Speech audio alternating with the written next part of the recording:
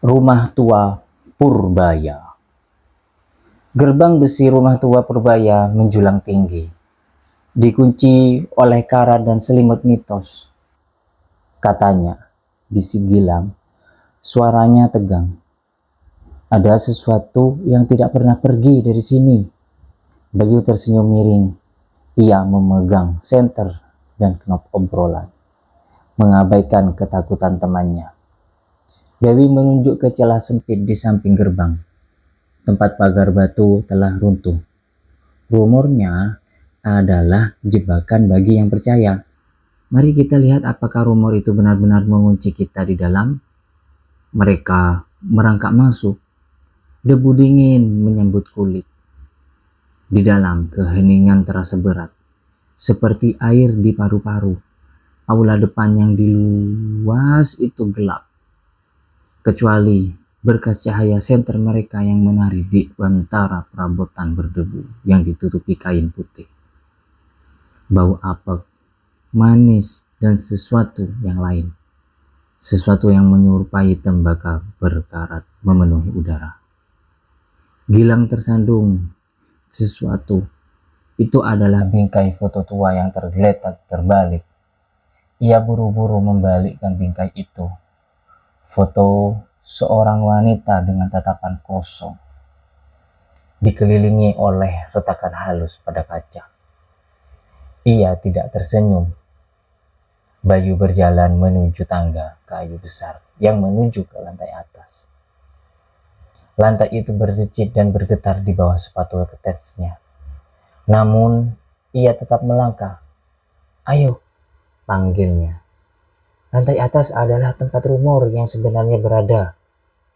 Saat Bayu menghilang di atas, Dewi berhenti di depan cermin besar yang tertutup debu di sudut.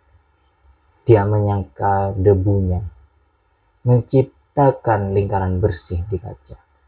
Dia melihat refleksinya, dan kemudian dia melihat sesuatu di sampingnya, bukan bayangannya.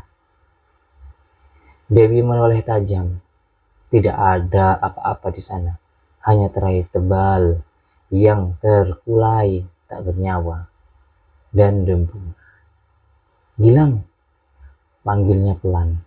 Suaranya hampir tidak terdengar. Gilang sudah berjalan ke lorong lain mencari Bayu. Di lantai atas, Bayu memasuki kamar tidur utama. Senter memindai lalu berhenti.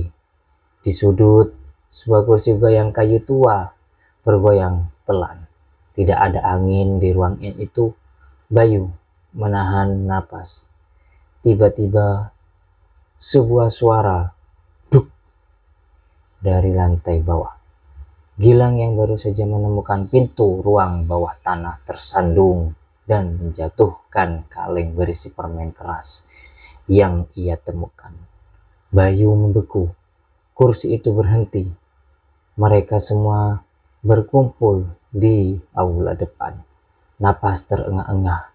Suara itu kini berada di lantai atas. Sebuah langkah kaki yang lambat dan berat di koridor yang baru saja ditinggalkan Bayu. Mereka berlari ke pintu. Mereka kembali merangkak melalui celah pagar. Menghirup udara malam yang dingin dan segar. Mereka tidak berbicara. Mereka tidak berani menoleh ke belakang. Hanya ketika mereka berada setengah kilometer jauhnya, di bawah cahaya lampu jalan yang redup, Gilang menyadari tangannya menggenggam sesuatu yang bukan miliknya. Sebuah potongan kecil kaca dari bingkai foto yang retak itu. Di kaca itu, refleksi Dewi di sampingnya. Sedikit buram dan senyumnya tidak sama dengan yang ia ingat. Gilang menarik tangannya kembali dari cahaya. Menyembunyikan pecahan kaca itu di sakunya, ia menoleh ke Dewi yang tersenyum lega. Air matanya kering karena lari. Ia tampak seperti Dewi yang biasa, kecuali ia tidak ingat kapan terakhir kali ia melihat Dewi tersenyum tanpa rasa takut. Mereka berpisah tanpa banyak bicara. Janji yang tidak diucapkan untuk tidak membahas malam itu. Bayu yang paling skeptis hanya mengangkat bahu. Hanya debu dan angin, gumamnya. Meskipun ia tidak bisa menyembunyikan getaran di suaranya. Gilang mengantar Dewi pulang. Di rumah Dewi, Gilang mencoba bertingkah normal. Saat Dewi pergi mengambil minum, Gilang mengeluarkan pecahan kaca itu lagi. Gemetar. Refleksi itu makin ada. Kini sosok bayangan di samping refleksi Dewi tampak lebih jelas. Dan ia mencondongkan tubuh lebih dekat. Kau mencari ini. Suara Dewi itu di belakang terdengar terlalu lembut. Terlalu dekat. Gilang terlonjak. Ia membalikkan badan. Dewi berdiri di sana tanpa minuman, hanya menatap pecahan kaca di tangan Gilang.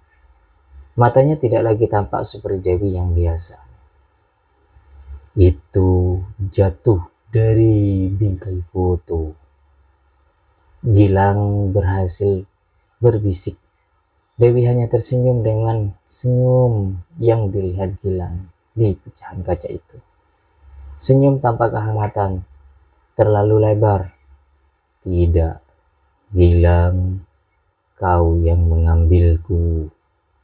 Tiba-tiba aroma tembaga berkarat yang manis itu memenuhi udara ruang tamu. Gilang menjatuhkan pecahan kata itu dan berlari. Di belakangnya, suara langkah kaki yang lambat dan berat itu kembali. Seperti di koridor lantai atas rumah Purbaya. Namun kali ini, langkah kaki itu milik Dewi. Ia tidak lari, ia hanya berjalan. Dan ia mendekat. Entah bagaimana nasib Gilang selanjutnya. Sekian.